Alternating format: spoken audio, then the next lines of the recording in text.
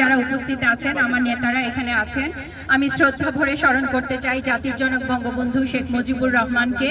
আমাদের এই ক্রান্তি লগ্নে আপনাদের নেতাদের কাছে আমাদের একটাই অনুরোধ, আমরা যেন হিংসায় নিষ্পেষিত না হই, আমরা যেন সঠিকভাবে সঠিক রাস্তা অনুসরণ করতে পারি। আপনারা সেই পথ দেখাবেন, আমরা সেভাবে কাজ করব। এখানে আমাদের ঐক্য অত্যন্ত দরকার। আপনারা কিছুক্ষণ আগেই দেখেছেন যে এখানে আমরা সবাই একত্রিত হয়েছি, যেই কারণে আমরা সেই কারণটা সার্থকভাবে সফল করার জন্য সর্বাত্মকভাবে সবাই চেষ্টা করছি।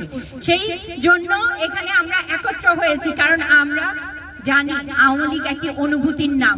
আওয়ামী লীগকে নিষিদ্ধ করলে নিষিদ্ধ হয়ে যায় না। এত বড় বাবার আস্পর্ধা এই বাংলাদেশে কারণ নাই। আমি বলবো, আমার বাবা এই বাংলাদেশকে স্বাধীন করতে যুদ্ধ করেছেন। আমি সেই মুক্তিযোদ্ধার সন্তান হিসেবে বলতে চাই, আমার মাটির একটি কণাও আমি ছাড়বো না। আমরা যেখানেই থাকি না কেন সেখানেই দুর্গ করে তুলবো, প্রতিবাদ করব এবং আমরা জননেত্রী শেখ হাসিনার জন্য কাজ করব।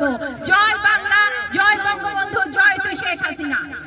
এখন মূল্যবান বক্তব্য নিয়ে আসবেন যুক্তরাষ্ট্র আওয়ামী লীগের